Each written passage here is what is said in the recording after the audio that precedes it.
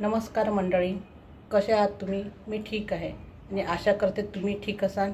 असेच ठीक राहा, स्वस्थ राहा आणि मस्त राहा. आता आपल्याला रोज एक प्रश्न पडतो की आपल्या लहान मुलांना टिफिनमध्ये काय द्यायचं. हेल्दी तर द्यायचंच असते, पण त्यांच्या आवडीचंही द्यायचं असते.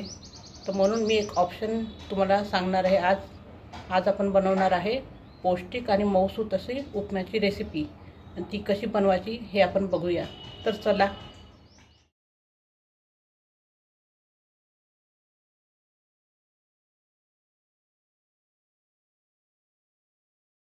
इथे उपमा बनवण्यासाठी आपल्याला हा रवा घेतला मी 1 वाटी.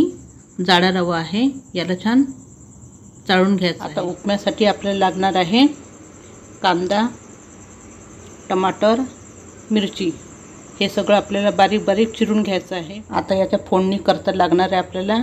इथे मिरच्या घेतल्या आहे 1-2, कांदा घेतला आहे, टोमॅटो हे छान बारीक बारीक चिरलं आहे, वाटाणे आहे, वाटाणे धुतले आहे. शिवाय तुम्ही याच्यामध्ये शेंगदाणे पण टाकू शकता. आपण कढईमध्ये बिलकुल किंचित तेल टाकले आहे. आता याच्यामध्ये आपल्याला रवा भाजायचा आहे. याच्यात आपण रवा टाकून घ्यायचा आहे. आता याला छान थोडंसं हलकासा ब्राऊन होतपर्यंत, गुलाबी होतपर्यंत भाजून घ्यायचं आहे. याने आपला उपमा छान मोकळा मोकळा होतो, म्हणून ही स्टेज करणं महत्त्वाची आहे. बघू शकता तुम्ही, आपला हा पिंक कलर झालेला आहे. खूप जास्त ब्राऊन नाही करायचं आहे, बस एवढ्या स्टेजपर्यंत भाजायचं. आपण तीच कढई घेतली आहे, आपण रवा काढून ठेवलेला आहे. आता याच्यामध्ये तेल टाकून घ्यायचं आहे. आता त्याच कढईमध्ये आपण तेल टाकलेलं आहे. तेल गरम होऊन राहिलेलं आहे. याच्यामध्ये मोहरी जिरं टाकलेलं आहे. आपण मोहरी जिरं तडतडलं की त्याच्यामध्ये शेंगदाणे टाकून द्यायचे आहे. शेंगदाणे थोडेसे भाजले गेले की त्याच्यानंतर आपल्याला मिरची टाकायची आहे त्याच्यामध्ये.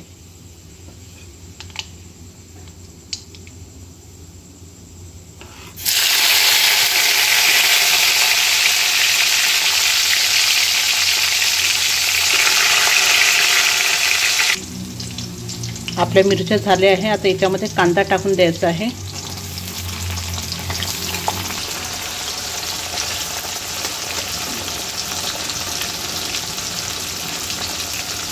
याला थोडंसं परतून घेतलं आहे आपण.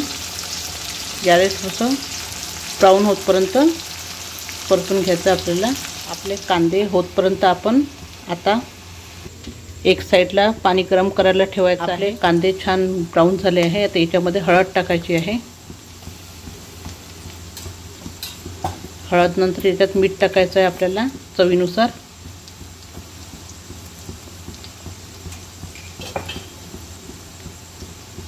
थोडंसं 2 मिनटं परतून घ्यायचं आहे. कोणतेही मसाले टाकल्यावर 2 मिनटं परतायचे आहे. आता याच्यामध्ये आपण वाटाणे टाकायचे आहे. वाटाणे छान धुतलेले आहे आपण. याला 2-3 मिनटं परतून घ्यायचे आहे. आपले हे वाटाणे पण झाले आहेत. आता याच्यात टमाटर टाकायचे आहे. टमाटर भरपूर पाहिजे आहे. आता याला छान परतून घ्यायचं 2-3 मिनटं, छान सॉफ्ट होतपर्यंत. याच्यात आपण मीठ टाकलेलं आहे, त्याच्यामुळे हे लवकर सॉफ्ट होईल टमाटर आपले. हे आपलं उपम्यासाठी पाणी गरम झालेलं आहे. आता बंद करून देऊया. आपले टमाटर आता सॉफ्ट झालेले आहे, बघू शकता तुम्ही. आता याच्यामध्ये रवा टाकून द्यायचा आहे भाजलेला.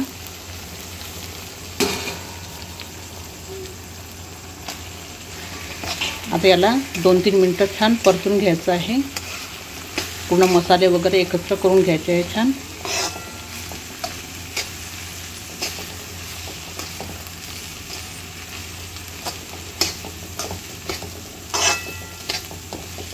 आणि हे करताना थोडासा जाळ मीडियम ठेवायचा आहे. आता हे आपण छान परतून घेतलं आहे. याच्यामध्ये आता आपण केलेलं गरम पाणी टाकायचं आहे.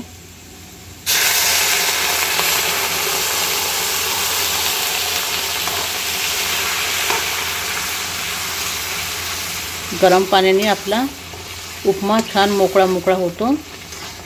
एक स्टेज ही की आपण पहिल्यांदा छान रवा भाजून घेतला होता आणि दुसरी टीप ही की पाणी गरम करायचं आहे आणि त्याच्यानंतर आपला उपमा खूप छान मोकळा मोकळा होतो.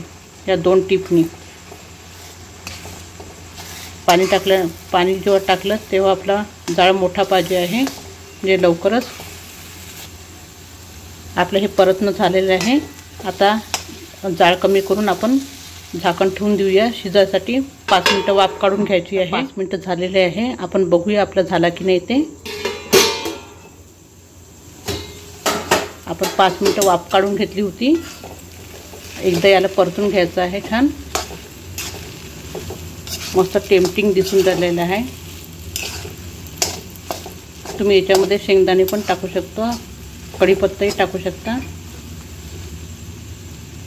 आता याच्यामध्ये कोथिंबीर टाकून द्यायची आहे थोडीशी.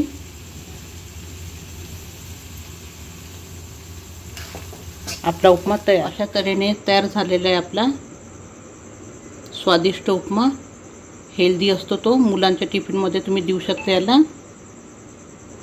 आणि तुम्हाला जर हा व्हिडिओ आवडला असेल तर तुम्ही माझ्या चॅनलला लाईक करा, शेअर करा आणि सबस्क्राईब करा आणि घरी बनवून बघा हा उपमा.